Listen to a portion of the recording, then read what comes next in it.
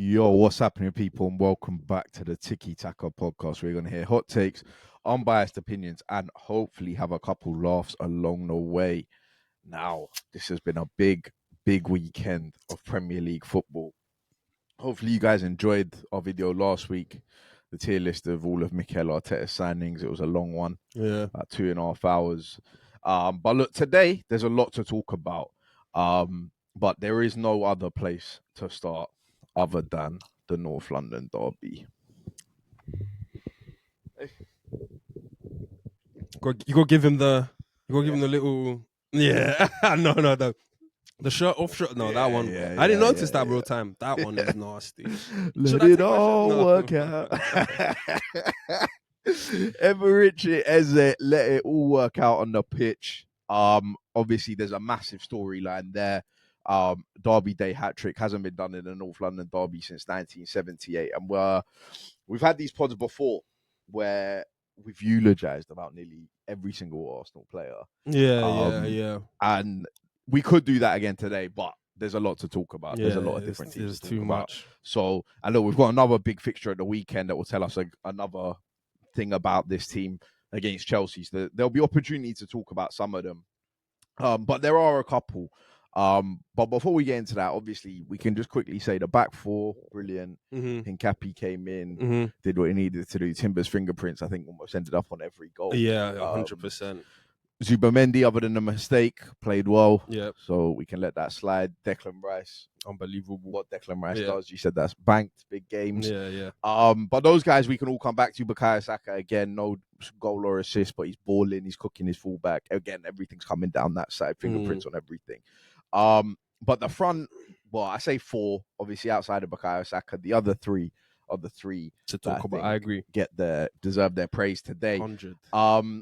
And look, before we even get to those guys, because obviously this is part of the conversation. Obviously, they did a Monday Night Football piece, and even Thierry was talking about it after the game about the rotations and the movements between Eze and Marino. But that has obviously come from Mikel Arteta, who has won his last 4 North London derbies in a row in the Premier League, which hasn't been done. Another big game, tactical masterclass, got the plan right. Mikel Arteta has done this a lot in the last couple of years. It seems to be sometimes, I don't know, maybe Arsenal fans take it for granted. I was literally about to say, I think for me, as this is Eze's day. Yeah. 100% Eze derby, all of that kind of stuff. We're going to eulogize. We're here for it. But I think the Mikel Arteta piece today, obviously Eze is the story, but for me, that's the personal, whoa. And I know Eze's allowed to be the story because of... Yeah, exactly. And I know Arteta's a good manager. We've eulogized him about many times, but I think today specifically, or, Sunday, it was... Thomas Frank isn't a bad manager. That's what it is. Yeah, Thomas Frank isn't a bad manager. This is Thomas Frank's North London, first competitive North London derby. And I don't even necessarily think it was the golf in quality of the players on the pitch.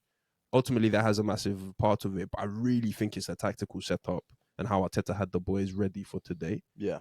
That is it's streets and levels beyond how Thomas Frank is able to prepare a Tottenham team to be ready for a game against Arsenal. And look, obviously it's a North London derby. A certain level of the players on the pitch and their performance and their fight and everything. And obviously we'll get to the Tottenham side of things. And obviously Arteta still needs to get that, but we've seen Arsenal players, no matter who the manager is for this one at home against Tottenham, turn up. The big difference is that even if Tottenham had shown the fight and the desire and everything, the result, it wouldn't have changed the result because they could have probably wouldn't have matched where we were at. But Arteta's plan was, Thomas Frank's plan was never going to match up to that. That's the thing. It wouldn't have changed the result. Because, and I said it to you when we linked on Sunday, one of the very first things I was like, well, the pre-match and post-match say everything. They don't even, you barely need to watch the game. It wouldn't have worked even if Tottenham showed a bit more grit, fight, desire, whatever it is, because Arteta knew the weaknesses of Thomas Frank's system. Knew them and knew how to exploit them. Not just they're good at this, they're good at that. We need to do this to get into these positions to score. It's not a coincidence that Eze scored almost 3 identical goals. Yeah. I mean, how many times Eze found the space in that same space just outside the box? But even the Marino thing, that's what the perfect segue. You're talking about, obviously, tactical masterclass, whatever, but Mikel Arteta knowing where the spaces are going to be, knowing. And I said to you before, after the game, but I was like, I really needed Gyökeres to kind of play this one because I thought it was going to be difficult, especially with Thomas Frank's back five. But Mikel Marino, superb performance. He was brilliant again. The assist for the first goal, the one that actually breaks the deadlock, arguably the most important goal, because we said if Spurs had got the first goal, I think conversations around Thomas Frank's game plan and everything are very different. And you said it about before with Marino, and when you see it on the slow-mo, that is a golf swing. You said it before. I think it's accurate. It's a golf swing. But the intelligence of Marino, obviously, so Arteta's asked the guys, or told them these are where the spaces are, Marino, Eze, whatever. But the guys have to go out there. They have to have the game intelligence, the understanding to execute that. And Marino was dragging the centre-backs places they don't want to be, wherever he wanted to go, whatever. Yeah. The way he was finding space. I think there's nothing worse for 3 centre-backs than to not really have a guy to mark and be physical up against, and it's all ball to feed, technical stuff. If 3 centre-backs, if they have the Gyökeres piece, it's kind of like how when, and look, we went to United, OTM, he won, but when De Ligt can go up against Gyökeres and physically match him, and it's a different sort of story. Whereas if De Ligt has no one to mark and all the centre backs are just pointing and shouting, but that the time and space that Marino has is not in the game plan because he's meant to be up against the centre back. And then as you say, man, it's not in the Tottenham game. It's not in the Tottenham game plan. I mean, and it's that piece coupled with the Trossard and Eze who we're going to talk about, because I think Tottenham's team is strong and, physical, and Paulinho and Bentancur are here to sort of knock guys over, get about, pick up loose balls. But when we play an intelligent team, when we play like a super smart, Trossard's run, the timing of the run, you saw it on the replay, Trossard's already, his arms are up. How come you haven't given me this ball earlier? When you play that sort of intelligent team, and you don't give them the focal point to bully and batter around. I think it was always going to be. It's easy to say that now, but it feels as if it's always going to be a recipe for disaster. For the Tottenham team.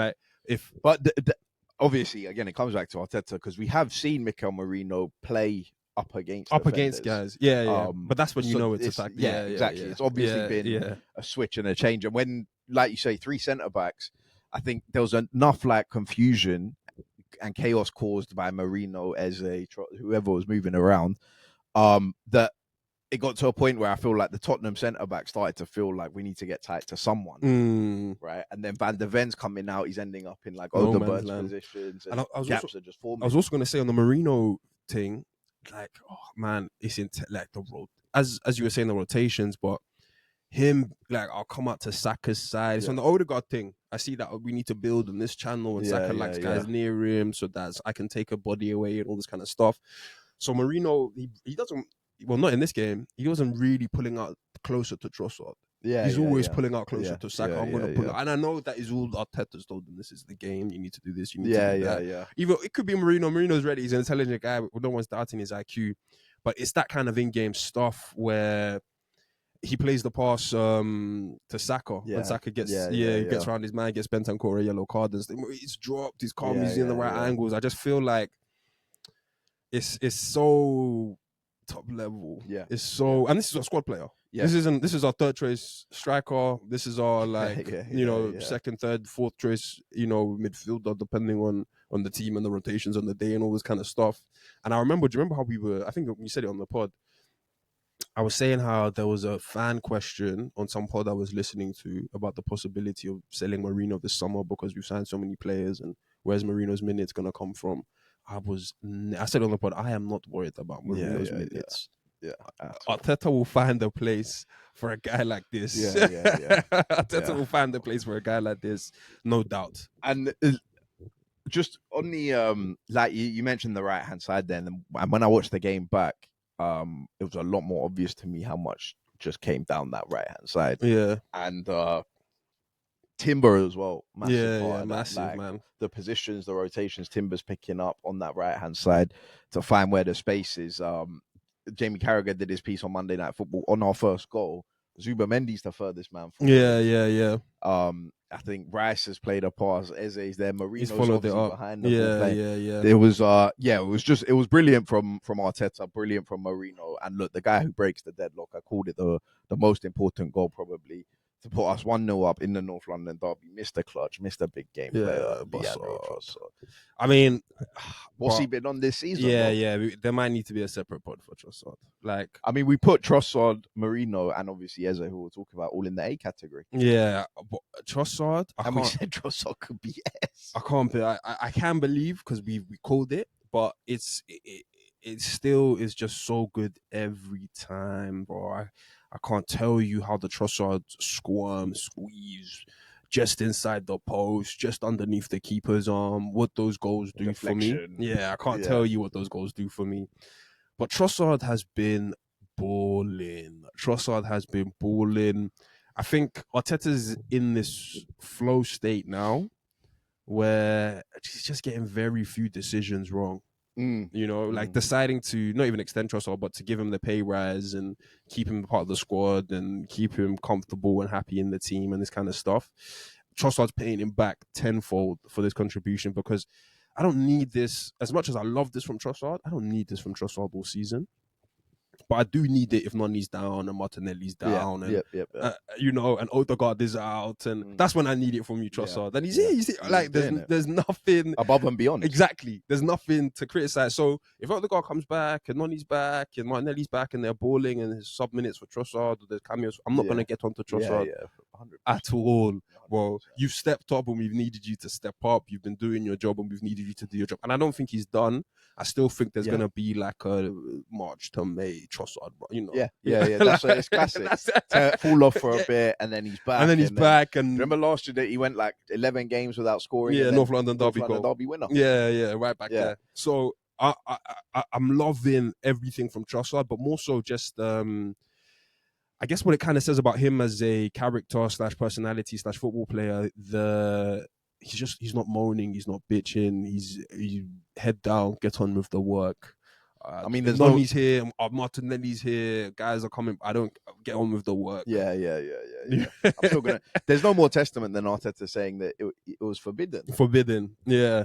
And I hear that's how far he wants to go to say Trossard has to stay here. I hear that. Like, he's also still a unique profile for us, man. Yeah. He's also still a very, very unique profile. I just find guys talk about him. They're like, Trossard, I don't really get what he's not fast and he's not majorly skillful, but he has that. We've said it before, probably on this pod years ago. And Jamie Carragher said it again yesterday. Freddie Ljungberg, 100%. Freddie Ljungberg scored so many vital goals. To win Arsenal major trophies without necessarily being a Robert Pires. Yeah. But and Trossard's maybe not a Bukayo Saka. No, he's not. Right. But those big goals, those clutch goals, he's got them in abundance. Sunderland, Fulham, this one now. I think before Eze's hat-trick, he was our leading goal contribution. GA guy this season. So look, massive shout out. The knack for the big ones, man. You can't understate that enough. A knack for the big. Trossard barely scores to make it 5 when from 4 to 5. No. It's 1-0 and the go ahead, the equalizer. Even when we do score 5, 6, Trossard usually bags the first one. The early one. Yeah. What's that? I remember. Yeah. We got 4 or 5 at the end, but Trossard's. I'm leaving the GA with the first 2. 100. So look, shout out Trossard, keeping it up, and look, the major talking point. The reason everybody's here, they've tuned into this podcast in the summer. It was done. I'm not going to say heavily rumored. It was done that Eze was going to Tottenham.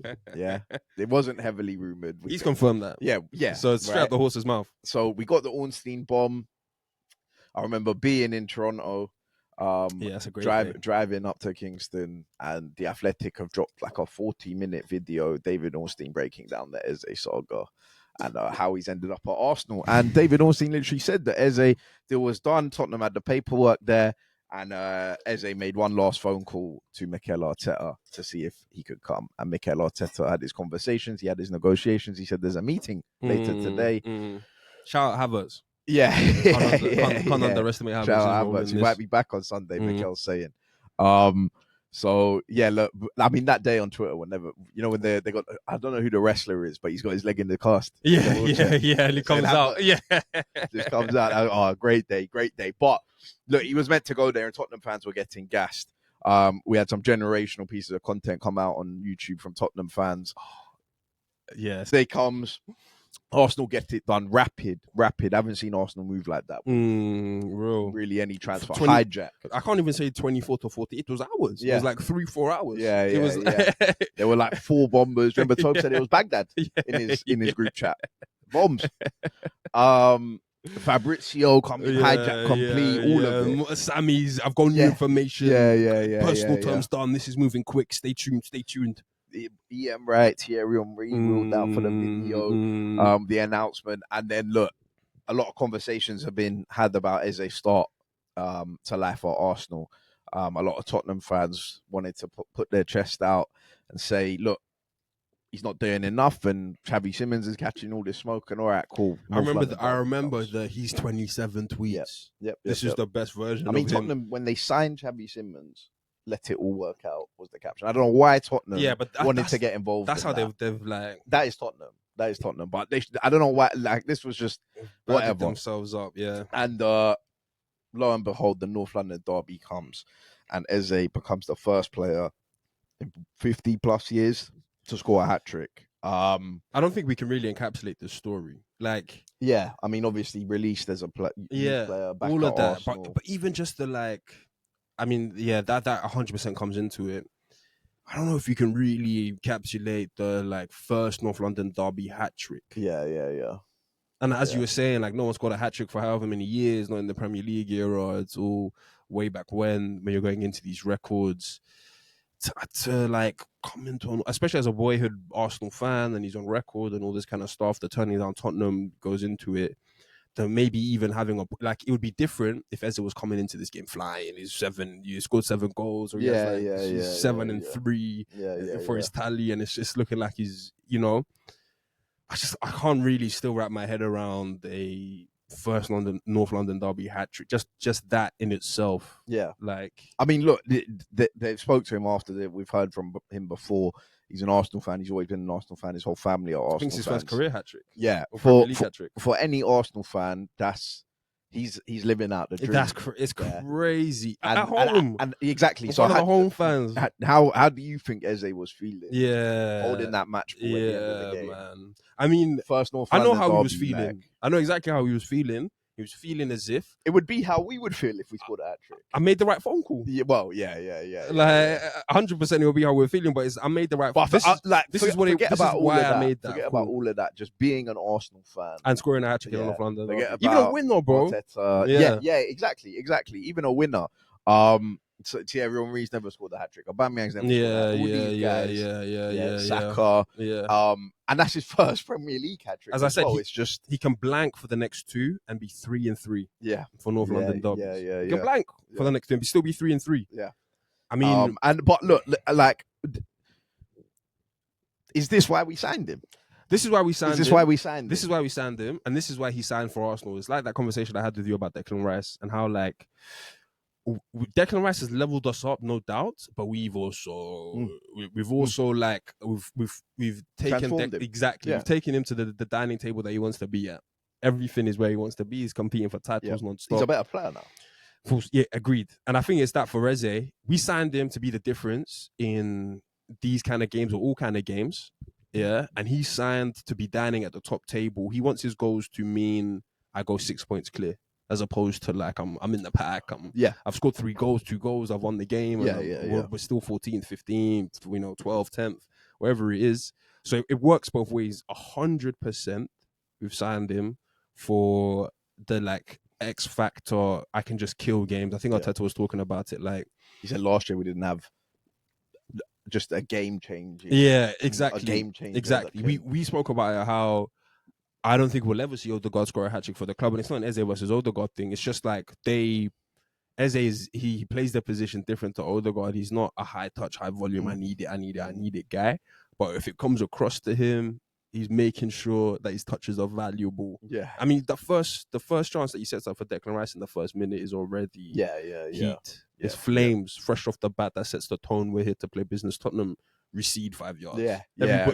Everybody drops back 5 yards. I don't want to go out too much because that I feel like that's a North London staple, Derby staple at home. That first 3-4 minutes, everything someone is hits a shot. Yeah. There's a corner, there's a save, and it's like you say, retreat 5 yards, 10 yards. You can't go and attack after that. You have to chill. Yeah, because he's on it.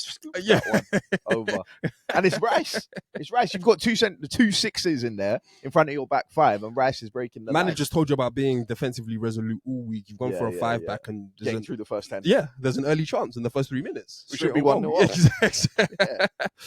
But yeah, and I mean, let's talk about the actual goals. The first one is one that Eze's had before. A million times this season, keeper gets a save, poor touch, shot blocked. I think we said on this pod how we liked in the very, very early weeks of Eze, we just liked how he's obviously shooting. He's coming here to shoot. Some of the touches, like the Newcastle game, I think we were saying it's a poor touch, but I'm liking that. I'm liking that he's being aggressive. He's taking shots. So the first one, it's just one of those ones where the tide has turned for him. That was the lucky deserved. Exactly. That one's just gone in, rubber the green, wherever it is. You keep shooting them, you'll get them. But the second and third one are just top quality goals, and the timing of them. I think the thing about the Eze piece for me as well is the goals he scored are brilliant. I love those kind of goals. We all do. But it's like the timing of the goals, the state of the game. Even if he scores the second one right after halftime, this game is done. He scores the first one right before halftime. This game is done. But this game is really done right after halftime.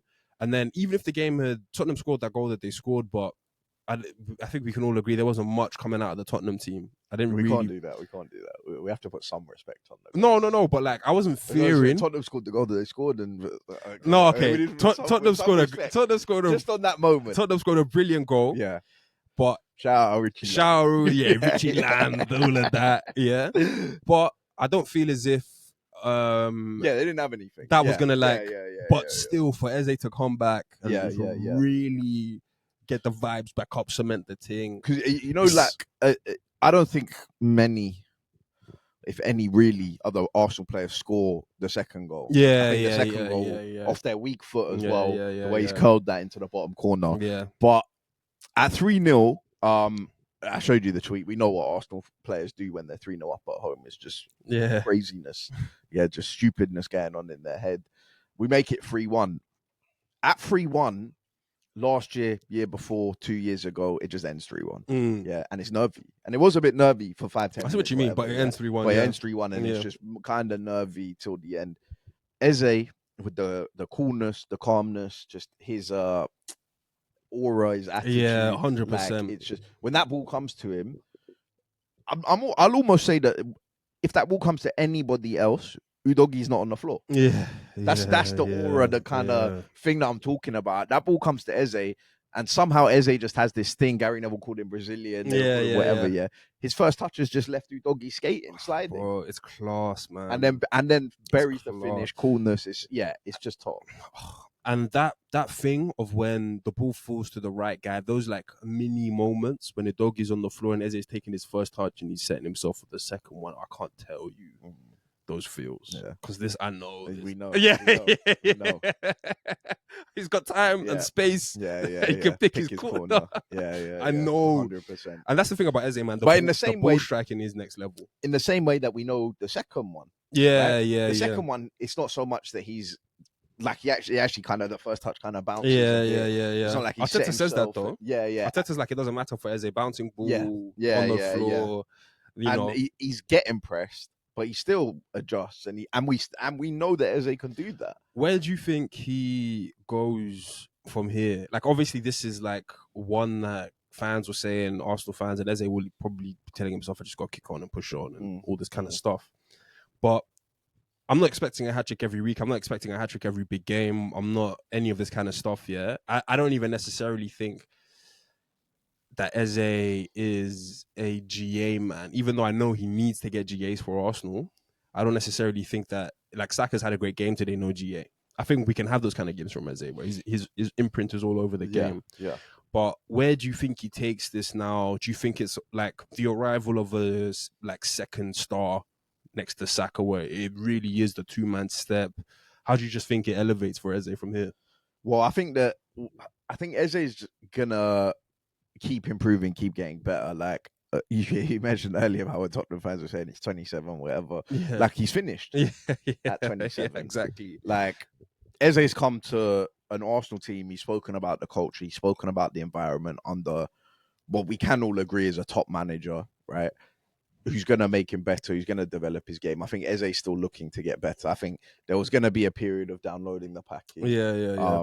Downloading the information. That's why, again, quick shout out Hincapi. Yeah. He's downloaded it rapid. Like, guys are saying he didn't have much to do, but I saw him winning all the duels he needed to win. Yeah. Make it. And if Hincapi comes in for Gabriel, and we're not really noticed, and I haven't really noticed Hincapi in the game. Yeah, it's big. He's done his job. He's done well. Yeah. But yeah, I think Eze almost, and I've seen some other people talking about this, like, as much as our defense is great, somebody in our attack, if we're going to win the league, is going to be, come the end of the season, we'll look at that and be like, yeah, that guy, those goals. Yeah. However it tracks out, it could easily be Saka. Likelihood, probability will probably tell us that it's going to be Saka. But after this performance from Eze, it could be Eze. If Eze, like you say, I'm expecting, like you're saying, Eze, maybe he's not the G, and I hear that he can play well without it. But if he does get transitioned to the left wing, the GA guy, I think he's going to be that guy, right? And it's going to be, and that comes on to a point about Martin Odegaard that we can maybe touch on a bit, because Thierry was talking about him being the 10. I think, honestly, with Martin Odegaard, I still think Martin Odegaard's position is safe because Arteta loves him. But I do think with Martin Odegaard, it's more so like Arteta's telling him, by the way, this team is at a level. Like, it can't just be like Martin comes back and he expects not the level to drop, or he just expects to like come in and just, to me, to you, want to, I think Arteta's telling Martin, like, yes, I love you. Yes, you're coming back into the team. I'm not saying that Martin's not coming back in, but he's telling him like this team is at a level. Like, if you're not going to rise to that level or add to that level, I'll just play Eze, I'll play Trossard. I have other guys that I like. Marino's here. Nonny's got to come back and do the thing. So, I think it's interesting between Eze and Odegaard, because I think Odegaard plays like the overall game that's what Arteta wants to see. He wants to see his 10 getting on it, possession of the ball, not losing it, threading through passes, all that kind of stuff. Odegaard leads from the front. He never drops his head. Let's press. But I think, as I said to you off air, the thing about the Eze thing is, like, I think Arteta might start to fall in love a little bit with the, like, thump 1-0, 2-0, 3-0. Odegaard, for as good as he is, sometimes his performances will keep us at the 2-0 range, 1-0 range. Just because he recycles and let's wait. As opposed to Eze, which at 3-0 up would have been helpful. Yeah. Some of that Odegaard. But that's the thing, is when you realize that, okay, well, if I just play Eze and I go 3-0 up, and then I can get Odegaard on and recycle and to me, to you and stuff. I do think for some of these big games, or just for some of these important decisive games, where it's going to come down to X factor, or that one shot, or that one opportunity. Because it's not as if Eze can't open a team up for someone. We've seen that already in Man City. So it's not as if it's like Eze's the goal scorer and Odegaard's the creator, and that's, you play one or the other depending on the situation. Yeah, you have a situation now where Eze can be a goal scorer and a creator, and Odegaard can be a very good creator and tempo setter. And I just feel as if the Odegaard's position is safe to a certain extent, but the pressure's on. Like, Arteta's definitely telling him, like, this isn't a like go out there and do whatever you want thing. Yeah, this is a very much add value to this team thing. Yeah. You have a role to play. Yeah, look, unbelievable from Eze. Loved every minute of that. And before we go on to Tottenham, just a quick shout out to the Arsenal fans that were in the stadium that day. The balling. We had a job to do. We did the job. We made it hostile. And shout out to the guys that organized the TIFO, because that was a proper TIFO. Yeah, apparently the last guys had like 24, 48 hours to get it together. It was, Well, when the PSG one. Yeah, which wasn't a great look, if we're being honest. But this one yesterday was 30. Arsenal posted it with Saka looking over at it. Yeah. Calling it the TTFO. Yeah, that's what they were saying. Yeah. Thierry was enjoying it, immortalized up there. No, yeah, look, Arteta's come out and spoken about it today. We made it difficult for them. And look, unbelievable day for Bere Eze. It all worked out. Now, look, on the opposite side to that, and it not all working out, Spurs fans should be absolutely livid. They should be angry, very angry. Did you think at the time of watching it that this was like the worst North London derby performance ever? And this is, how it's been made out to be at the time? Yeah, it's difficult to say. I thought Tottenham were poor. Yeah. Because there was no needle, there was no bite, there was fight, challenge that went in, and I'm like, whoa. Yeah. But I don't know if I thought it was the worst ever of all time and stuff. Maybe I'm just too wrapped up in getting the win. Yeah, the thing is, it's difficult to say because at the Emirates, like they just get popped. Yeah. That is just what happens. Yeah. But what I will say is that the only ones in recent memory, like last year, they came, as we spoke about, off Dragusin, Ben Davies, Ed Spence, Archie Gray, and we won 2-1. But they were in that game. Exactly, I remember I hated the last 10 minutes. Exactly. And Conte's won. They were in that game. We obviously got our goals. We did our thing. The worst performance I've seen from them before the weekend was Nuno. When Nuno came and we were like 3-0 up at half time and just moved he got the game plan all wrong. But they showed something second half and the game ended 3-1. This, I think, for Tottenham fans, I think it is the worst North London derby performance because to put up, did you see the metrics they put up after the game of like Tottenham have had 392 Premier League games in the last 10 years. This is the worst ranked 391st. They didn't have a shot on target, a shot in the box all game. Yeah. Their total XG was one of the lowest in the last 10 years in any game that they've had. There was no, like I said, fight, desire, passion in the North London derby against the team that you're meant to hate. It was shocking. If I was a Tottenham fan, I'd be livid. If I was a Tottenham fan, I hear it, I'd hate it, I'd be livid. You said to me, imagine if we got bopped 4-1. Like, No. I agree with all of that. I'm saying at the time, I didn't necessarily feel that way. Yeah, I agree. It wasn't until Spurs fans started saying it.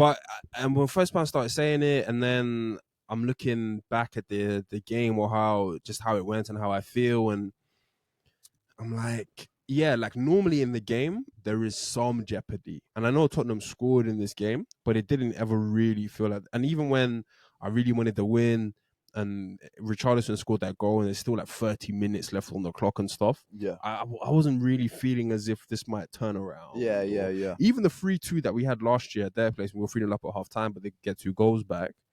I was very much like, for the final 50 minutes, let's not lose this. A draw is a loss. All that kind of stuff. Yeah.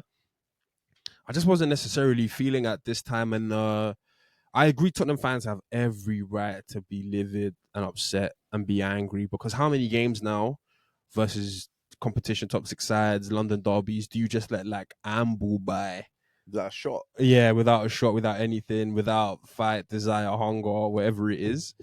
And I get it. Like at some point, there is the straw that breaks the camel's back. You haven't won here in 15 years. Yeah. So you've been beaten a couple times. You've had a couple draws, but this is the one where it's like, Tottenham fans are on the edge already. We've known some Tottenham fans to be on the edge already about what they think about Thomas Frank and all this kind of stuff. But I don't know. I just I didn't realize it at the time. I guess how bad the Tottenham performance was. Yeah.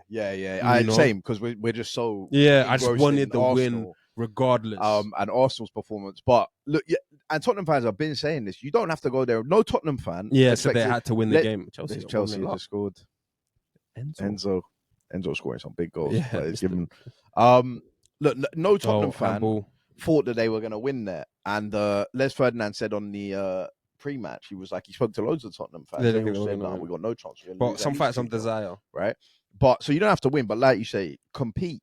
Yeah, like it is a North London derby. What I have seen from Tottenham fans who have come here before is compete. Now, Tottenham fans, I've seen posting on social media about that game that they lost 4-2. One of the greatest North London derbies in recent history. Love that game. Aubameyang goal. Ramsey, Yeah, but they're posting that game because Dyer had his thing with Ramsey down in the corner.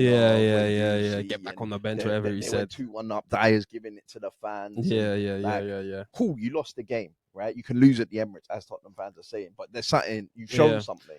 You've shown that this means something to the fans. The only reason I'm starting to, or like I deeped how poor the performance was when guys started to like call the North London derby into question. Because we've never really had that before. Yeah, it's always been, this is the best derby in the league. Or like the most entertaining, most exciting, of that. There's always been some sort of metric that they've said that this is a big game to watch. This is a good game to watch.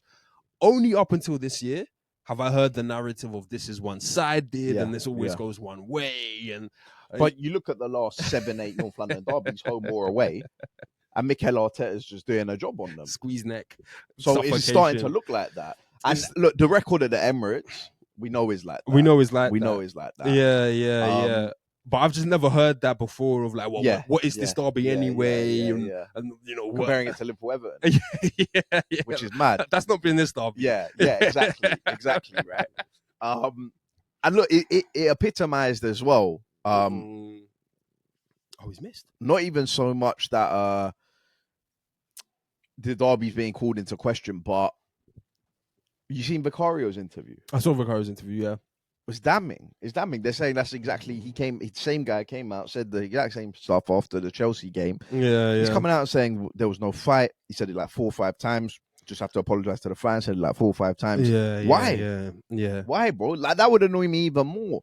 If my player's coming out and telling me that there was no fight. This is a North London derby. I'm not mad as well, by the way. I like Vicario coming out and being like, I didn't think it was I thought it was an offside or it could have been given, but I didn't think it ultimately changed the result on that kind of stuff. Yeah, so I appreciate the honesty, but I think that's as well more damning. And like, this guy should have some sort of emotional stake in this game, and even he's like, sometimes you could take the piss, you can not banter, but like, oh, that was a penalty, or that was a foul, or that was a whatever.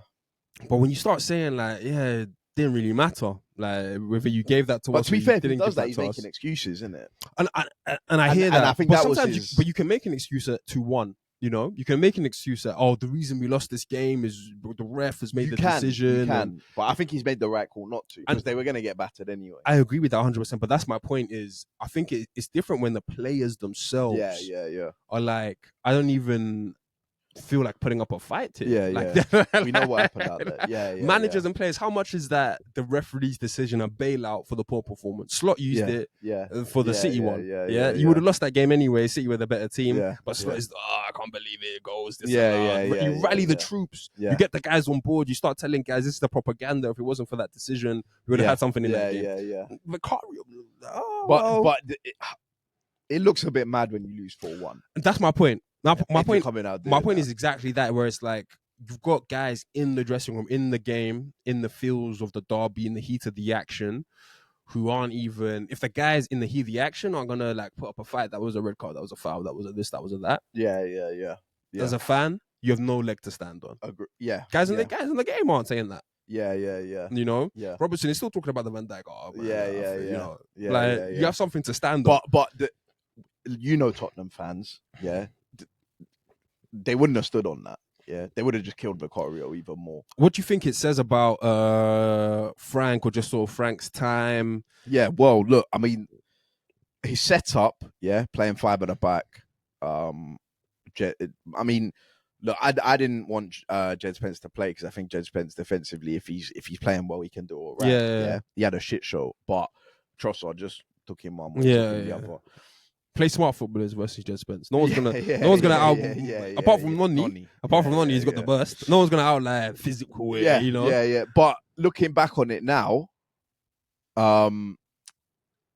that's a massive mistake from Thomas Frank to not play Pedro Porro. I agree, because Pedro Porro, for as much as we clown him on this show, we know that, and we literally call him a winger. Yeah. Like, he literally, if you're gonna play a 5-back formation with a wing back And even when Pedro Porro came on, all of a sudden he was able to find the pass forward to a man in space that Tottenham just couldn't do. For me, it wasn't Porro though. That wasn't the decision for me. For me, when I saw Bentancur and Palhinha together in the midfield, and I like, well, I'm not sure how big of a fan I am of Bentancur, but I like Palhinha. I think he's decent. I think he can do a job. Limited. I understand his role in the team. But when I was looking at that in the starting lineup, and I'm like, Tottenham have no one who's gonna get on the ball, really comfortable on the ball. They're not gonna show us, apart from Kudus. I just didn't feel like anybody was gonna show us any real quality on the ball. Yeah, and that's calm. If you don't have quality on the ball at the Emirates, that should be a win. But then who does Frank put in there? That's the thing. I guess maybe you look, he's hampered by injuries and some stuff, but. For me personally, when I just saw that on the team, I would have even been more afraid of Pape Sarr. I was so happy Pape Sarr wasn't on the team. And it's not because Pape Sarr is this like tech man, baller, whatever it is. But I don't know. I just an athlete. Yeah, I thought he would have shown the grit and grind. By the way, we're not giving Pape Sarr. He's not a tech man.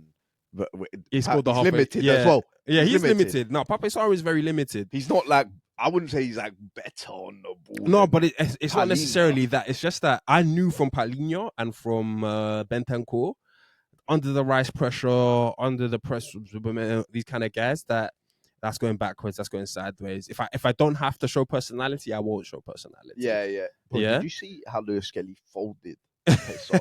Folded like a deck chair. But I'm not saying that Pape Sarr would have changed the result or anything. If that's the backup option, it's not much of a difference. Yeah. But when I saw Palhinha and Bentancur, I was just like, these two are. Yeah. And Pape Sarr, he's not a forward playing guy. But whoever it was, Kulu, Madison, all these guys who are out, when I saw those two on the team sheet and no Pape Sarr, I'm like, he doesn't really. He's just trying to damage limitations from the jump. Yeah.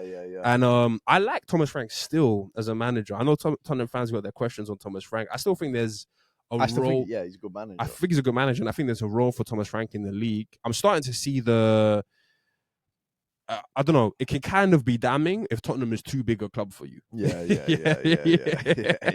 That can kind of be damning. That's not good. Because if you want to get your feet wet in terms of like managing a big club, you go to Tottenham. Yeah. So I can see the whole questions and limitations and the play style and the Brentfordness. Yeah, the mentality and like that type of tactical tweak and stuff can work at Brentford, or Brentford fans can still applaud it even if it doesn't work. If you just get battered versus Arsenal at 5-back. Because you come to try and frustrate. Tottenham fans aren't going to stand for that. But I think it's very interesting, the whole Tottenham thing, man, and especially their relationship with managers. I think that is like one of the most interesting. I think specifically, and we've touched on this on the pod before, their relationship with managers that play pragmatic. That play pragmatic football. But I think it's I agree with that 100%, but it's even more interesting now after a year, 2 years of Ange. You've had 2 years of the ultra attacking, ultra football guy. You've killed it. I've killed it on the pod. You've killed it. Fans, Jamie's killed it. Everyone's killed it. So you go back to the pragmatic manager, and Thomas Frank has something to prove, and he's already done quite well in the league and stuff. So I'm not mad at the appointment and signing, but I'm kind of interested in how quick fans are ready to turn on this. Tottenham fans. And I don't necessarily associate attacking football with Tottenham. I don't necessarily associate defensive football with Tottenham, but I don't look at them like Brighton, even a Man United have wing play and stuff. Like, I don't look at them as that team where it's like, oh, Tottenham, they score 3 or 4 on their best day. Yeah. You know? Yeah. But to see Tottenham fans just sort of so quickly kind of question Thomas or potentially turn on Thomas and all this kind of stuff, I think that's the wilderness that I don't want to be in personally. Yeah, look, I echo your thoughts there. Like, I still think Thomas Frank is a good manager. I think the Emirates fixture is a dark one for any Tottenham manager. Yeah, Pochettino, a lot of them haven't done well. Mourinho, they've all struggled. But the performance was unacceptable, and what Frank put out there tactically was unacceptable. But he can learn from that. He can go again. He said he was going to watch the game back. He said it was painful. He said all of that. But he's doing the right stuff to come and try and get better. But I also understand if Tottenham fans don't give a fuck. I wouldn't give a fuck about it. Yeah, I hear that. For Arsenal, manager lost 4-1 in a North London derby. So I hear that as well. what it is for Tottenham fans, I feel like, is there's real severe PTSD from Nuno. Yeah. And Nuno coming into the club, and we saw how that went and how quickly they blew it up. That's my point. It's 10 games. Categorically, Nuno is not a Tottenham manager. He cannot win. None of us want him here. And a lot of that was because of the football, because of some big Chelsea, Arsenal, London derby and no results. That came along, because Nuno also won his first 3 games in a row, and it was looking a type of way. He beat Man City as well, that Thomas Frank has done. Like, I think there's a severe PTSD of Tottenham fans knowing with Nuno that was never going to work out. And I think Thomas Frank is giving a lot of Tottenham fans shades of Nuno, in the sense of, like you say, you don't want to accept it. It's not a good sign, but is the club too big for you? Can you detach yourself from the Brentford ways of how you set up against big teams to come and coach a Tottenham team, to be creative, have chances, not necessarily score goals, but have chances, have shots. My biggest issue, I think, with the Thomas Frank in particular for this game, as I say, is the lineup, but only because it, from the very jump, like, accepted an inferiority complex. Yeah. And I feel like, as much as I know and Tottenham fans know that Arsenal are a better team, you still can't accept it in that way on a derby. You have to try, go out on your shield, have someone sent off, and then you lose by 4 goals, so the fans can say someone was sent off, and that's why it was the way it was. Undoubtedly, that sent a message to the players. You can see that. Yeah, like, as much as, like, Thomas Frank came out, and I think Thomas Frank was expecting the game to be a lot more Tottenham. In his pre-match, he was talking about high press. Hopefully, it give us more aggression and whatever opportunities to do that. He didn't want to come and just sit in his own half, and that's where the players have to take responsibility. I thought Van der Ven was shocking. Udogie was shocking. Bentancur was terrible. To a man, not a single one of those Tottenham players, other than Richarlison, maybe, even though he was shit, he scored a great goal, could come away with any sort of praise, any sort of credit. But Thomas Frank has given them a message with what he's done, the team he sent out there. But look, Tottenham misery continues, and we're here for it. We said we weren't going to spend long on Arsenal, but it's been almost an hour, so I guess that's just how it goes. But next up, the Sharks. The Sharks were circling. The Blue Sharks, Blue Moon, up in Manchester. Speak on it. They were ready to pounce. They were ready to come. Season starts now. Pep Guardiola, he's told us. The season starts now. Said you can't win it, but you can definitely lose it. Those have been his exact words. Trying to put his mind games from the start of the month. Season starts now. I don't know what season that is. Maybe Pep Guardiola's running some boxing training because he was trying to beef the camera guy. He was trying to fight him. Had to come out and apologize for that. Yeah, today. so that's so good. Yeah, every Pep apology is so good. But Newcastle, we are going to start there. The Sharks can get theirs because they got harpooned this week, but we're going to get there. St. James's Park. We need to have a minute, 2 minutes on St. James's Park. Yeah, it's a nightmare, man. And just what that is. It's a nightmare. Man. It's a nightmare. I told you. I think it might be getting tougher than Anfield, Losing at St. James's Park, especially the way City lost, the way we have lost as Arsenal in the past. That one, you don't get over that one in a day. Yeah. And we're going to get into that on more detail, but like you say, because of the way we lose. Yeah. But why is it that teams lose like that at St. James's Park? St. James's Park has done Eddie Howe, more specifically, has done a very good job in, like, making it. It's been a big stadium in the Premier League for a while, but making it, like, especially in these last 3 years, like a formidable place. Like, I said it on the pod, like, to win at St. James's Park, you do have to be an elite team. And I guess it's not to say that City aren't an elite team, but the way we won, the way Liverpool won, the way Barcelona won, which might be the only 3 wins at St. James's Park this year, just go back and watch the highlights of those games and how those teams won that game. And also, it takes exceptional player quality or exceptional management. Yeah, or in the case of the Liverpool game, a mistake. Yeah, because Newcastle went down to 10 men, and they still had Liverpool pinned in there. But I'll give Slot his credit for the Rio sub and the Chiesa sub, and mentally, you still have to, like you say, you have to be an elite team. Exceptional, man. You got to be so top level because the game there is so tough. The refs are afraid to blow the whistle against the Newcastle. Way they hit the refs let stuff go. Whoa, the refs, and I like.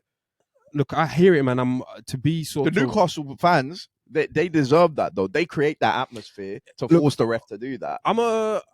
In general, not every time, but in general, I'm a fan of like big clubs, big players, big guys getting special treatment. Don't treat Ronaldo the same way you treat every other player. Don't treat Anfield, St. James's Park, than you would Vitality Stadium, or let stuff go. Exactly, like this. The stadium has a reputation for a reason. These guys build up the reputation for a reason. You shouldn't be the one to sort of tear it down, or just respect it for what it is. So we know, as I say, we've been there as Arsenal fans. Certain calls aren't going to go your way, and Newcastle refs aren't going to go against the crowd at St. James's Park. So always big up the crowd for bigging up that atmosphere. And we're gonna get into the details of the game, but just to wrap up this point on St. James's Park, in terms of places in Europe, New Camp. It's tough, bro. We saw PSG get popped 4-0 there. You know what I'm saying? Last season, we were talking off air, when big six teams go there, it's almost a guarantee. No, Newcastle, they're up for that game. Like what they do at home, top six sides, big teams in Europe. Yeah. Like you say, I think it does come back testament to Barca and how special that performance at St. James, because Barca were just popping it about and doing what Barca do. So shout out them. Obviously, us and Liverpool, it was down to the last minute. Grind. Yeah. But yeah, man, it's just in terms of places in Europe, I think it's right up there. No, 100% is right up there with one of the toughest. That's why I'm so happy it's out the way, man. Yeah. And we can say that we've won them. We got 3 points. It feels like every other year. Like we've had 2 wins, Odegaard and Gabriel, in the last, I don't know, 5, maybe 6, maybe more. Yeah. You know, I say James's Park. It's not a happy hunting ground for us. But coming on to the game. On top of Eddie Howe, on top of the fans who make it this tough place to go, this tough stadium to go to, bro, like the team, like the players on the pitch. My guy, Harvey Barnes. The players on the pitch are for the big 6 games, for any game, because they have a good record at St. James's Park, but for the big 6 games. Like they're really not giving up an inch. Like every goal you get is like you're squeezing the utmost out of the orange or the lemon to get that goal, bro. It's everything. City thought they'd done the hard part, just getting back to 1-1. Yeah, which is a hard part. They thought, okay, but now we can rest for 5 or 6, 7, 8, 9, 10 minutes, and we can go again later on in the game. Hopefully try and push for a winner. We'll take a draw, but we'll push for a win later on. No. Off the crossbar, ball at the back post.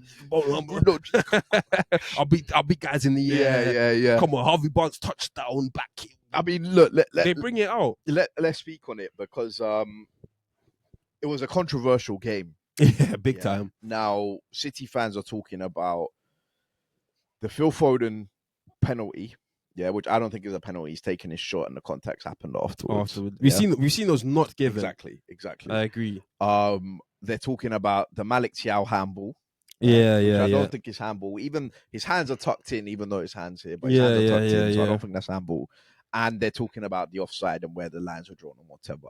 I've told Michael that I'm still expecting a statement from the PGMOL because that is offside. Bruno G is offside. They're just delayed. They're trying to get the wording right. They don't want to aggravate too many fan bases and put referees under pressure. But the statement is coming.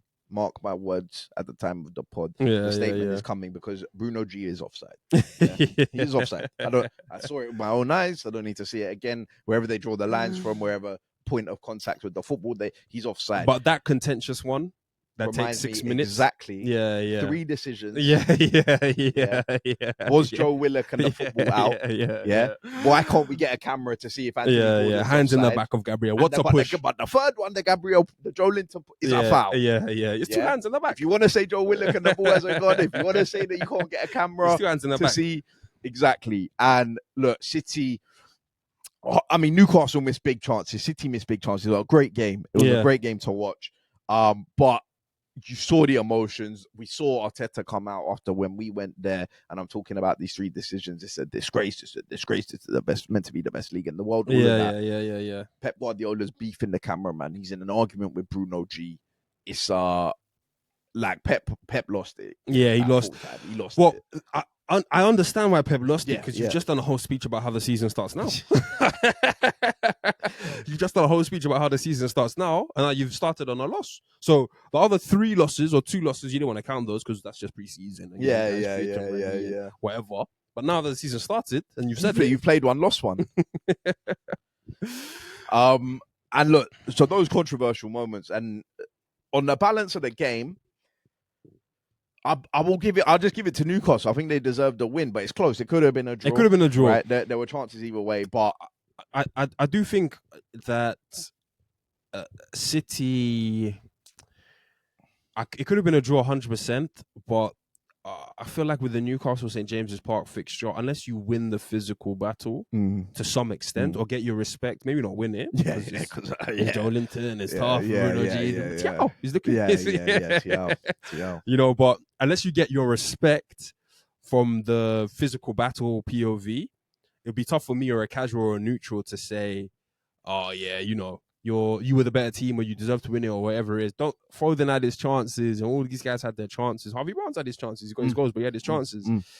I just felt as if I saw Turkey on the floor. I saw Foden on the floor. Bernardo. I saw Bernardo on the floor. Bernardo is a mismatch. It's tough for me to say that you were deserved winners when a lot of the game. 100%. I'm not Man City at most deserve the draw. Yeah. At most, that's what you could say. But I still think I would give it to Newcastle. I think they showed more intent. But like I mentioned it earlier, he's my guy for a reason. I always give Harvey Barnes his shout out, his props when he scores, even last week or whenever he scored the goal against Brentford. I'm always bringing it up with Michael. Goal, scoring, winger, bro. I think the first goal is just a great finish. Harvey Barnes has that. He has a bit of X factor. The second goal, he does well. I was thinking about it, seeing some conversations. Is Harvey Barnes, could he be the most underrated player in the league? I don't know, because when you look at the landscape of left wingers, I think Harvey Barnes is underrated, but I don't know. Is he Newcastle's best left winger? Yeah. Gordon's fallen off a bit of a cliff, and no, actually, I can't say he's better than Gordon. That's the he's been putting in work. He's been putting in performance. Smashing work. The thing I say about Harvey Barnes is he is underrated. Guys don't necessarily speak on his quality or respect his quality the same way they would a lot of other guys. But it's tough to say that he is the most underrated because his injury record is his injury record. And I still don't feel as if he's been able to nail down a starting spot at Newcastle. Yeah. Gordon's out of form, Gordon's injured or wherever Gordon is, but it still feels as if he's like filling in somewhere for someone. Yeah, and I agree that when I do see Harvey Barnes playing more often than not, because we mostly watch the Newcastle big games, he plays well, he scores goals. Yeah. You know? So and we know we can get 10 and we know we can get 11 and 12 and 15 goals in the season and stuff. The injuries have always hampered him from That's the thing. And even run. his time at Newcastle specifically, like when Newcastle signed Harvey Barnes, I thought that was it. I thought he just starts for Newcastle. Yeah. That 8, 10, 12 goals, we're just throwing that at Harvey Barnes, but not really respecting it. Yeah, no, because you wouldn't throw that at many other wingers. You know what I'm saying? You wouldn't. Left wingers in particular. You wouldn't. Like I don't think Doku will get to 10 or 12. Yeah. And Harvey Barnes has been mashing that work fairly consistently. Yeah. But yeah, look, shout out him. And look, one other player from the Newcastle point of view, Bruno Guimaraes. I cannot leave this conversation without talking about this guy. He's off. Without talking about this guy, because you talk about players standing up in those big 6 fixtures. He might even be Newcastle captain now, whatever. But I think he is. His all-round performance, not the off-the-ball stuff, the grit, determination, the passion that we all know that he has. He's on ball, break the lines, pass forward, gets the assist for the goal. All action everywhere. He's playing at a top level. Bruno's always been Newcastle's quality piece player, especially in midfield, like the guy you give the ball to and don't expect him to lose it or play a bad pass or whatever he is. But where I'm most impressed with Bruno is stood. Oh, there must have been someone behind him. Where I'm most impressed with Bruno is his leadership, honestly, in the last 2 years or 3 years, however, he's taken on the captaincy, so I guess you have to become more of a leader. But more than just being their quality piece, in these big games, he's becoming like Mr. Make It Happen. Like I'm making the pass happen. Yeah. I'm making the defensive contribution happen. Yeah. I'm dictating. You need the goal. I'll score the goal. Whatever it is. Telling Joe Linton where he needs to be. Telling Tonali what he needs to do. Like he has grown and it's tough sometimes to see. He's the point guard. Yeah. Sometimes it's tough outside of Arsenal players to see who's growing as a leader because you don't watch that team week in, week out. But I think it's so clear to see with Bruno that he is just becoming this he is just becoming this leader. Like he is just becoming this guy that Newcastle can depend on, not just for the football stuff, not just for the play the nice ball, play the 5-yard pass, don't lose this ball, but to set the tone, to set the tempo, to tell the guys where the levels are and what they need to be doing. Yeah. And it's proven dividend. Like the assist he had for Harvey Barnes' first goal, I think, half of that is skill, half of that is dog. Half of that is just not giving up on the play. I'm gonna follow through the challenge. I'm not gonna get an easy clearance to this to Harvey Barnes. Yeah. So I give massive respect to Bruno G because he's not necessarily a guy that I respect his game. I don't necessarily know if I like him. But in these big games versus everybody else, he's my guy. I like him. You know. And look, lastly on that, Eddie Howe, Newcastle were in a tough spot. Some Newcastle fans asking some questions about Eddie Howe after they lost to Brentford, was it, before the international break? But look, he's come back. He's bounced back with a massive win. He had the game plan. And they can start to maybe get their season back on track. And as for City, we already touched on it. Pep said season starts now, and he went out and lost. There's no goals outside Haaland. Yeah, there isn't. I see. I've got to fix that quickly. Yeah, Pep's got to fix. He's got to fix the. I think it's not even necessarily the Haaland thing, but the pieces around Haaland. Like who really is the other guys that can score in this team? And just get them on the pitch. If it's Mamouche, get Mamouche on. If it's Randers, get Randers on. If it's Doku, get Doku on.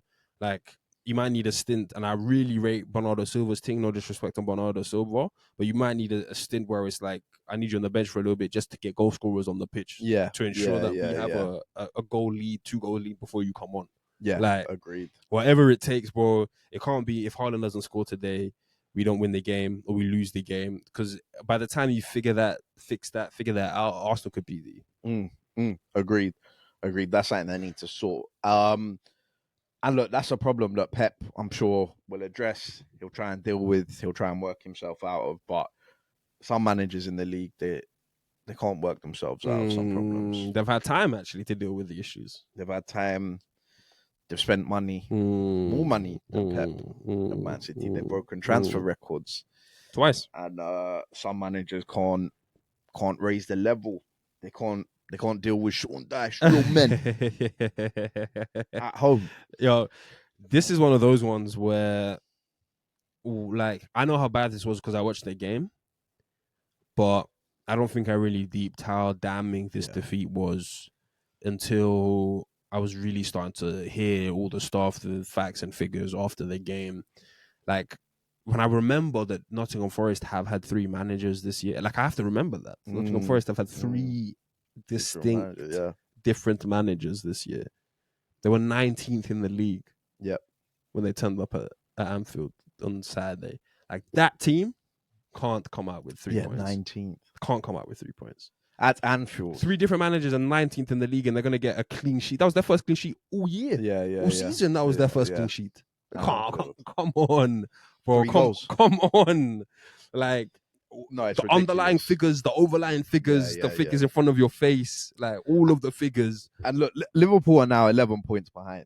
Yeah. So, look, we'll have the conversation, but they started the game well in the first 8 minutes. They had a couple chances, as what happens at Anfield, but they went 1-0 down and they collapsed. Which Liverpool fans seem to think is a fairly common procedure at the minute, that Liverpool fans go down and the players' heads drop. They can't get back or whatever, which I don't understand because you are the champions. Yeah. But certain players have been getting away with it, not just on this podcast, but on other podcasts. Ryan Gravenberch, come to the stage. We need to talk about your performances, your duel winning, your passing forward, your creation. We need to talk about the best 6 in the league last year. and why that 6 can't cope anymore. And it just seems to be that anything and everything goes past him. There was one point, or 3 or 4 times yesterday, where Gravenberch has a chance to win a duel with Gibbs White, with Igor Jesus, with Elliot Anderson, and he loses all of them. And he's not the only one playing badly in the Liverpool shirt, but he is one of the only ones that is getting away with it. What's your take on that? I think with Gravenberch, there's really no room to hide, man. That's my point on Gravenberch, is because unfortunately, as it stands, if you want to be the best 6 or DM in the world or wherever it is, Caicedo, Rice, Rodri, Zubimendi, these kind of guys have set the standard so high that it does mean being a complete player now.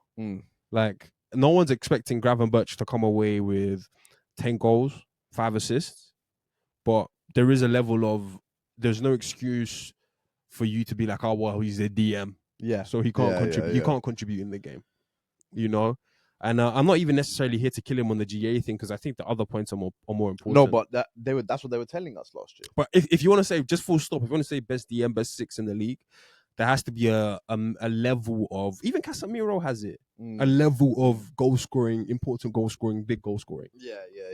Yeah. So whichever way you want to look, it's been there throughout the years. It's not just like a recent thing, even though there's more emphasis on it recently. So that's just me speaking on the best DM in the league or best DM in the world, or Gravenberch is in conversations as the X, Y, and Z player thing. But I think in particular, where Gravenberch is letting Liverpool down, and maybe it's not really his game, but the game control from Liverpool is awful. Like, it's like any team can wrangle back momentum from Liverpool quite quick. And they were good for the first 30 minutes. They were on top of Nottingham Forest. As you say, as soon as the first goal went in, heads dropped, guys couldn't get back into it. But as soon as the first goal went in, I don't feel like Liverpool had control of the game at all until the end of the game. Yeah. Like, they were right where Nottingham Forest wanted them to be. Not really causing much of a threat, not really stopping the counter-attack, not really, like, they were just in limbo. I mean, they go in 1-0 down, they come back out and they Nottingham Forest score another 2. And that stuff, by the way, because we were just killing Tottenham for that. Like, that stuff can't happen to champions. You can't be going in, doing halftime team talks. We need 3 points here, and conceding within the first 30 seconds. Because that it doesn't show what the managers told you, but it's shown that you weren't listening to the manager in there. Because there's no maybe they were. There's no way a manager hasn't said switch on, stay concentrated, focus. We need intensity up the levels. The managers told them go and press him when he's up there, and when that ball gets switched. But we will talk about Arne Slot and what it looks like for him. But there's also another player who hasn't been getting away with it. We have been mentioning him on the pod, and I'm going to keep mentioning him on the pod. Alexander Isak. As we should, man. We still haven't seen a Premier League goal. The only goal we have seen, again, like we said, Championship team, Southampton. Carabao Cup. Yeah. Tournament they're no longer in. None of us are trying to hear that he's not fit. It's almost December. And even if you do want to say that, whose fault is that? Yeah. It's his fault for the antics he was on in the summer. And also the fitness thing, like, you just really wouldn't be hearing that. For men, like, if you sign for Man United, you wouldn't be hearing the fitness thing. So it's not even just if you sign for Arsenal or if you sign for like Chelsea. I don't think we'd be getting onto him about is he fit, is he not fit. We killed Caicedo, we killed Enzo. We didn't care about the state. I mean, the Gyökeres transfer was delayed, no? Gyökeres wasn't going to training. You didn't care about the fitness of any of those guys. When all those guys, all they did was just cost over 100 mil. Let alone be the most expensive Prem transfer, let alone have already played in this league before. So it's not like, he's learning a new language and this and that and whatever it is. These grounds that we're going to Forest or playing Forest at home, he's played Forest at home. Yeah. You know, I don't really hear it. This player, I think the scary thing about Isak is we're not really even seeing a fraction of the play. If Isak was putting in these total performances but not scoring goals, I'll be like, it's going to come. You can see you can, But we're not even seeing a fraction of the player who was at Newcastle. Yeah, nothing. I think he had 2 touches in the box or something. I think they said he had 15 touches all game. Yeah. Before he came on. Well, we're not seeing shots at goal. We're not seeing bursting. Isak used to be a dribbler. Yeah. We used to mix up guys from the halfway line. Yeah. We're not seeing none of that. None of it. We're not seeing any of that. And he's not giving Liverpool fans anything to cling on to, throw the out. Like, it's not good, bro. It's dark. Liverpool played 12 games in the Premier League. They've won 6 and lost 6. I was saying at my dinner the other day, same thing with Isak, same thing with Wirtz. What does coming good look like? At least for this season. In totality, coming good means trophies, titles, Champions Leagues, all that kind of stuff, yeah. But like when we get into December and Isak hasn't scored a Premier League goal and Wirtz hasn't contributed in the Premier League at all, like Isak can't end on 6 and 5 and have come good. Yeah. You know? He can't end on even 11 and 5. No. And have come good. Because those are trustworthy numbers. Yeah, no, he needs to hit 20. So my thing is when it gets to December and you haven't contributed in any sort of meaningful way, notable way, like I fear as if they might start doing bare minimum, bare basics. Isak can score 2 goals in a game when Liverpool are already 12 points off the top, and fans will be like, "Oh yeah, we're starting to see the signs, and things are starting to come. We're starting to build." Like none of that means anything if when he starts to score, you're competing for already competing for the top 4, but you're competing for these kind of, you don't sign a 125, 30 million pound player for him to start scoring in December, for him to come good in a top 4 race. Yeah. I said it a couple of weeks ago, like Isak will probably start scoring. Yeah. We're still not here questioning Isak's quality or whatever. Yeah. But regardless, by the time he starts scoring, it might be too late because he hasn't done shit all season versus Palace and Chelsea and Brentford. And guys will say if you had this Isak at the start, but he should have been here at the start of the season. But he hasn't got to adapt. He's proven. He's been in this league. Like, why are we? He started banging goals in Feb, March, whatever it's gonna be.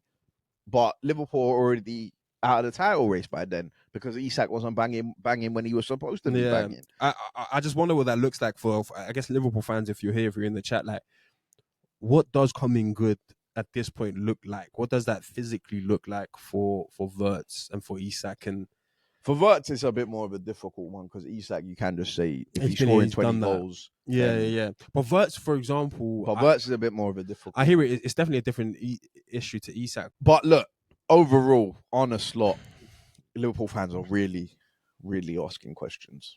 They are getting worried. They're really not sure how much time to give him or how much he has left. Talking about Jurgen Klopp. Obviously, Klopp went on Diary of a CEO, said the only club he would go back to is Liverpool. What's your take on it, man? What's it looking like for Slot?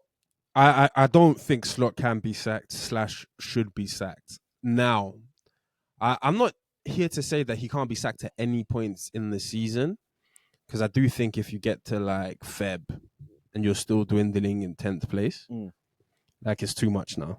He's completely lost the dressing room, and it's easier to change one manager than it is 22 players and all that kind of stuff, yeah.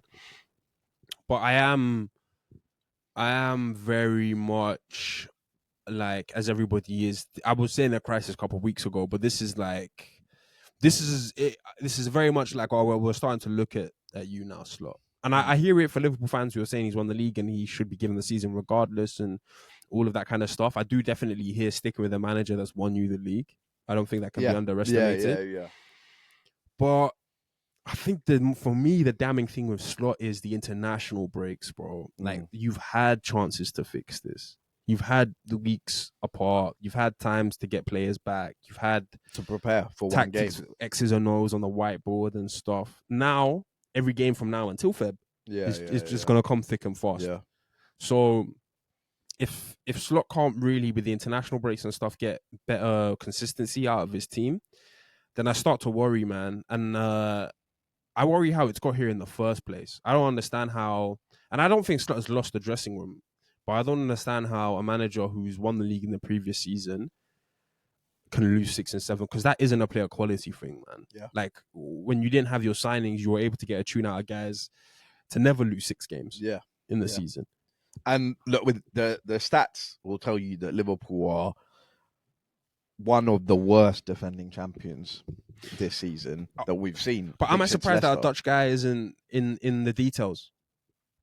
I'm surprised that Dutch guy thinks the Dutch guy got his own players. I just play my style and attack. And the way he was talking down to the substitutions he made towards the end of the game, he had 9 attackers on the pitch. But I'm not necessarily Jamie's biggest fan, but I know Jamie knows football. But the way he was talking to Jamie at the first match day at the start of the season, bro, it's all the thing about Slot as well this season is everything that he says looks crazy.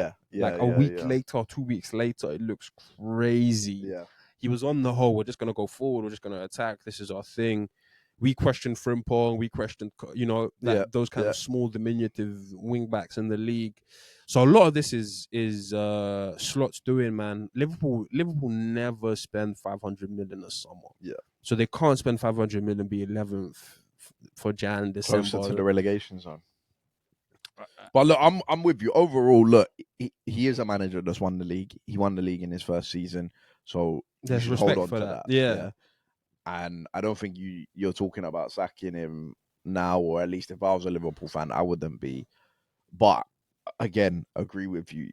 That doesn't mean that he can't get sacked at any, or it'll be the wrong decision, in our opinion, for him to be sacked at any point during this season. Like, it cannot go on like this. Yeah. And Liverpool, before this Forest game, came into a run of fixtures that looked pretty all right. Yeah. Yeah. I think they've got West Ham next. Leeds, there's another easy team. Yeah. Sunderland, Tottenham at the minute, Brighton, like Wolves. It looked like a run of games, and he's gone and lost the first one 3-0 at home at Anfield, and the stadium was emptying out. It was empty basically 5-10 minutes to go away. And I think that's also one of a big damning thing on Slot is we've already seen now a pattern of losses at Anfield that we've just never really seen before. Yeah. Well, at least for the Klopp era, for the last however many years. And I mean, that was one of the first games in a long time, I think, because Liverpool were on this record that they haven't scored a Premier League game. They were on some long record.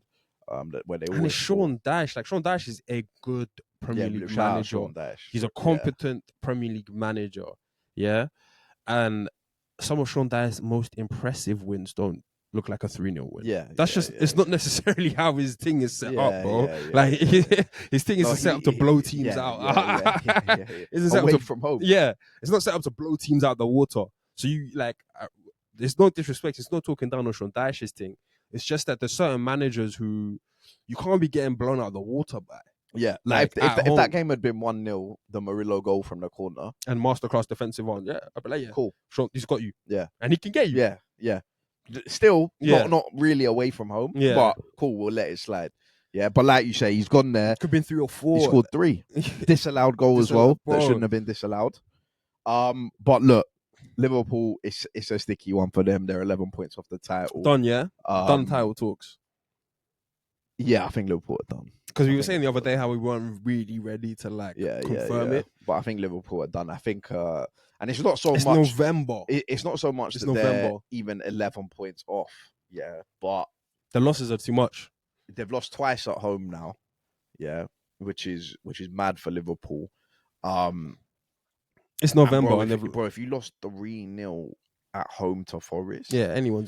Like Chelsea are our closest, right? Yeah. Rivals at the minute, given their league position.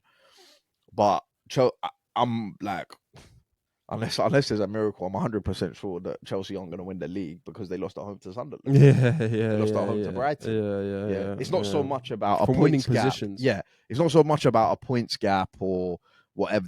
Chelsea lost at Man United. My big thing is that it's still November. Yeah. It's still November. And you've got to play us again, you've got to play City again, you've got to play Chelsea again, you've got to play... Yeah. You know, Villa, all these kind of teams at their ground, at our ground, all this kind of stuff, where it's like... Yeah, that's the fixtures. Like, they lost at Palace, they lost at Chelsea. I was like, all right, cool, those are 2 tough places to go to. Right, Arsenal could go there and lose. But then you lost at home to Man United. And it's a big no-no to lose at home if you're trying to win the league. Then you lose away at Brentford. Yeah. Now you've lost at home to Forest. When you, like I said with Chelsea, when you lose those sorts of games, it doesn't look like, because like you say, you're still going to have to go to the Emirates to play City at home, OT, wherever, Tottenham, wherever you need to go, and you're losing to these kinds of teams already. And more than ever, to draws feel like losses now. So my Liverpool, I know Liverpool friends, they're already like, yeah, it's not untitled. Let's focus on the Champions League or wherever it is. They say we've got to be active in the FA Cup. We've got to be active. Try and pick up some cups. Yeah, I'm still in shock that it's November and these are the talks. And Liverpool are a cup team. Yeah. Slot, bro, the Dutch manager. Look, we're gonna move it on to the last game that we're gonna talk about today. Obviously there was a Monday night football. Didn't think the weekend could get any better. I was living life. Michael was living life, but you got better. I sent you the tweet. Categorically, few things bring me the dopamine. I could live alone. Off the dopamine of Man United suffering.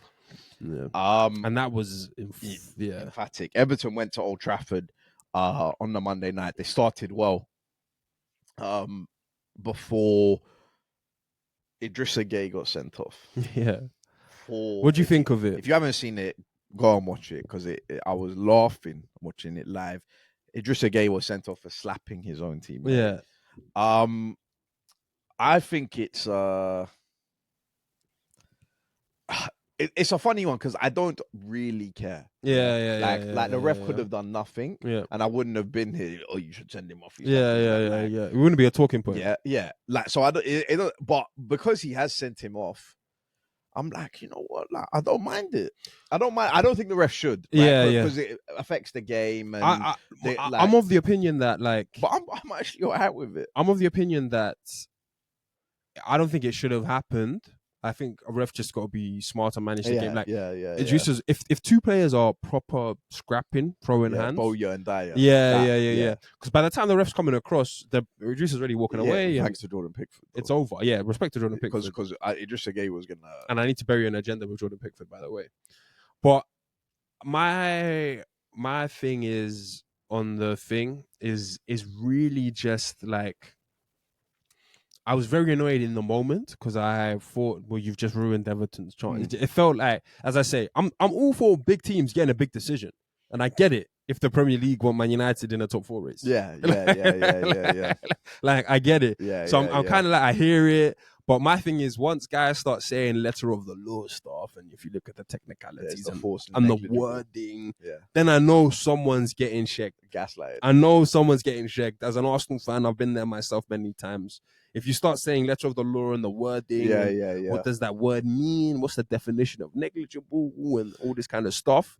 Then I know we're getting into details that it's just to back a referee's decision. Yeah, agree. But you know what the thing is that on the replay, he slaps him. There's no doubt he slaps him. A bit more force, and I think Keane's out for the count. By the way, I think he's done, bro.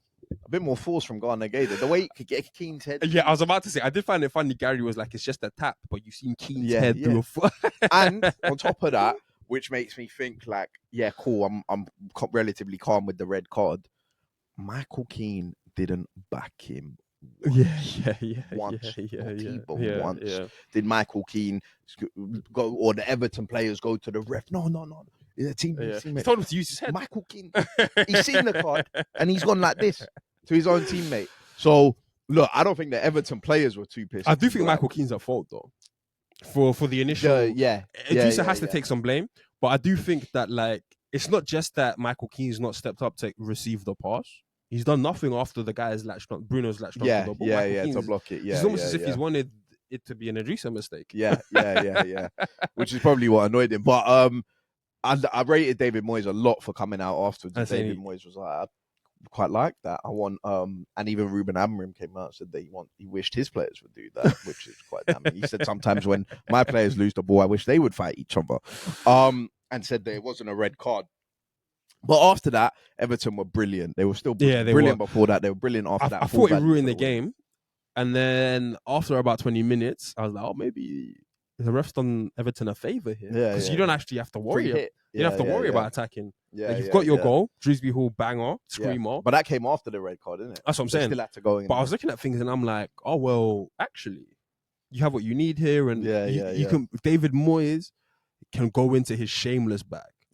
He can be real shameless, real full, rigid, ball out, walk to throw in, slow it down, all that kind of stuff. And my overall point about the game is it's a damning loss for Man United.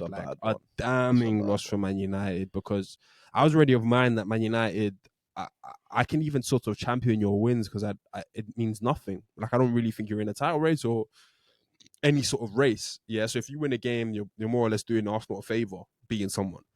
Yeah. But having said that, man, like, to have the ability to go fourth, level on points with Villa and them, man, and not do it to a 10-man Everton at your place, that is 2 steps forward, 3 steps forward, 4 steps backwards, man. Like, all of the trust Gary was talking about before the game is like, I'm excited to watch Man United play football. Now I think we're on the come up. We could go up. So we've got a nice set of fixtures. To go and like to play Everton with 10 men for 80, 90 minutes and have no.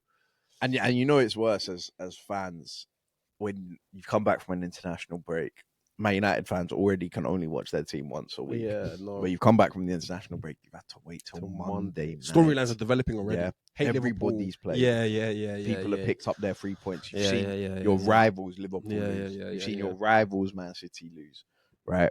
Tottenham have been battered. There's a real opportunity, like you say, to finish fourth, and you're thinking all weekend we've got Everton at home. Yeah, under the lights at Old Trafford, we can pick up our 3 points. And then you don't get them. And look, the way Man United went out was poor. Now, look, we've had many a conversation about Ruben Amorim's system, sticking to the system, whatever. We don't need to get too much into that. But shout out Gary Neville because he was making me laugh on commentary yesterday. But he was right. Yeah. Bro, Luke Shaw, like, you don't need to like hear it from run away from your system. Yeah. And like, it can still be a 3 at the back, that you're playing. But Luke Shaw can be playing as a left winger. And Luke Shaw wasn't doing that. You had him, De Ligt, and Yoro all behind the ball dealing with Barry. Yeah, Barry, by the way, who won 15 duels on De Ligt. 15, Barry at OT. But the changes he makes, he brought Dalot on to play left wing back. And Dorgu was having a stinker. But Dalot, he's basically playing left wing out there. No. Amorim's thing was awful. Like, and I hear it. I know Amorim's going to stick to his 3 at the back. I've already said that I'm on board with Amorim sticking to his 3 at the back. But I do think in those kind of situations, like, it doesn't even necessarily need to be a tactical tweak. Just go speak to Bruno, go speak to Mbeumo, go speak to Ahmad, and tell him to keep the ball for 5 minutes. Like, tell him to sustain an attack for 5-10 minutes. Yeah. I don't. Beyond the not changing, beyond the not taking a centre back off, which I do think is crazy, not taking a centre back off, because it's not just that it's like they're down to 10 men, but Barry's not a massive goal threat, and between Grealish, Dewsbury Hall, and Ndiaye, who all played well, you'd like to think that like 2 centre backs in a DM or whatever can, like, can make it difficult. Yeah. So I just feel as if with the Ruben thing, you've let a game go by, man. You've let a winnable game go by. And now all of the I think one of the craziest stats I saw, by the way, was that Ruben has 9 Premier League wins in his like 34, 35 games. Because he's won 4 in a row. Or 3 in a row, or whatever it was. Yeah, in the league. Yeah, he won 3 in a row. So to win 3 in a row and still not have double-digit wins. He's been there over a year now. To still not have double-digit wins after 3 in a row, for me, that's crazy. Yeah. But he also has less losses than Arne Slot in 2020. Yeah. I just think the thing with Amorim is half of it is the players, half of it is the coaching. But I don't know, man. There comes a point where you look at the record and you look at the numbers and you look at the progress and you look at the steps taken backwards. And I'm not advocating for Amorim to be out, because before this result, he was on the come up. He was slowly gaining pace. But, man, I just feel like this is so emblematic of what is to come. Like, for as good as you think Man United will be at any point in this season, there is an embarrassing loss right round the corner. Yeah. Like, right round the corner. So I don't trip on Amorim. I don't trip on the tactics or the system or even the players. As long as that group is still together, which is Amorim and the players, they can win 4 or 5 games in a row, but they'll lose the one that they absolutely need to win. Because this was a big one. They'll lose the one that they absolutely need to win. You can really start setting your intentions. Like, we've bantered, we've joked about it, but obviously Pep's the master, bro. Pep's the master. If Pep's telling you this is when the season starts, there's probably advice that a lot of us should heed. Yeah, 100%. And take note of. Yeah. Right? So you come to Everton at home, and you can kick on, maybe really, like you say, get to the top 4, then you go again. You just see where you are as you pick up points. But like you say, that next loss, they were unbeaten in 5 coming into this. Yeah, you know the next loss is around the corner. And it could be to anyone. It could be to any team. And obviously now, they have to go to Palace on Sunday. Sunday, 12 o'clock. That's the worst. Tough. The way Palace are playing. Palace are balling. But I can't tell you how happy I am for David Moyes. Yeah. That was his first ever win at Old Trafford. The thing I respect about David Moyes as well is he's part of the old guard, but he's shown I can still show these new guys. Yeah. Hey, I can still show these new guys that all of your X's and O's aren't my X's and O's. Yeah. Because I think the team's performance, David Moyes had 2 weeks to prepare for this fixture. Coleman's come off, and you've got a man down in the first 10, 13 minutes. So your game plan is out the window because you're not planning for that. Yeah. But I feel like the rest of the performance from Everton is just a symptom of the manager, just sort of replicating the manager's heart, desire, steel. David Moyes, he's been in this thing 20 years, man. And he's still picking up new wins, new trophies. Yeah, first time. Yeah. But that first 10 minutes before the sending off, it wasn't like Everton was sat in moving to them. Man United had all the Everton high press, winning the ball high. Perfect way to put it. David Moyes' X's and O's. You can have yours, but they're not mine. Same with Nuno. Nuno's thing is certified. Yeah, shout out. We'll come back to Nuno because he's picking up points, and obviously they got Liverpool at the weekend. So Nuno, give us a reason to talk about you. Give Michael a reason to praise West Ham. Tweet of the week. My tweet of the week, man. There's so many categories and candidates. I liked the. I'm wondering if we might have the same one. No, I liked the tweet about you're not going to see open play goals tables anymore from here on out. But my tweet of the week is Martin Zubimendi's apology. But that's not his account. I know it's not. Okay. I know it's not his account. Yeah. I know it's not him. Even if it was his account, making it. It's just some. But that killed the black and white photo. Yeah. You would have thought we lost the game. You would have thought we lost the game with the black and white. I'll learn from this. I'll be back better. But you were killing me with that because then I looked at it and I was like, "But it's just some guy pretending to be Zubimendi." You know how you get those fans on Twitter. I was dying. That was funny. Yeah, they're back. I'll learn from this. We've lost 4-1. Yeah. Mine was, and I thought you might have it as well. Was the video of the big man playing basketball? Oh yeah, Marino Dimes. Yeah, big man Dimes. Yeah. Marino, he's just lobbing it off. Have that one. Yeah. And I was gonna say this. It wasn't a tweet necessarily, but I said it to your fair. But Cam's calling Xavi Simmons Corbin Blue. Yeah. Could easily be my tweet or whatever. Yeah. I was 100%. Dying. I was dying, bro. I was dying. It killed me. Started singing High School Musical. Yeah. MVPs and rookies. Obviously Eze. Yeah, Teta. MVP, Hattrick, Arteta. Dewsbury Hall can get one. Nuno Espirito Santo, we mentioned Sean Dyche. Yeah. But there's got to be a UFC flavor to this. Arman Sarukian, you're going to get the MVP. Talking a lot. I didn't even know Sarukian. Did you know Sarukian had Twitter? No, I didn't. He's active. Yeah, he's active. He's active, El bro. Pato. El Pato. He's saying, why are you hiding? I'm here. I'm ready anytime. Why are you talking about Islam or whatever? I'm here. Yeah. So shout out Sarukian. He got it done. Shout out Ian Gary. He's doing the exact same thing. He got it done in the ring. Any other MVPs from you? Shador Sanders, first NFL win for a young quarterback in the Cleveland Browns. That's it. Okay, rookies. Bilal Muhammad, same sort of vibe. Enjoy seeing Bilal's downfall. Boring guy. Hate seeing him fight. Arno Slot, it has to be. Oh no, man. Arno Slot, it has to Van be. Dijk, I've given you a rookie because it's everything, bro. It's the comments, it's the performances, it's the body language, it's the moaning, it's the blaming of other people. At some point, bro, just keep a clean sheet and tell everybody that you're top dog. Don't tell me it's Kirkes, don't tell me it's Konate, don't tell me it's this and that guy. to all of those guys. Yeah. Hold it down, bro. Yeah, for real. Be a leader. Yeah, Be a leader. yeah. Be a captain. Just yeah, 100%. I agree with that. I'm trying to think. Can we give Pep one reaction? You can't be beefing the camera. You can't be beefing the cameraman on the day. You can't be pulling his head. Imagine I just come up, I pull your head on the official start of the Premier League season. You can't be doing that. Come on. But yeah, look, I think that's it from us. Hopefully you guys enjoyed that episode. It was a good one. Enjoyed that one.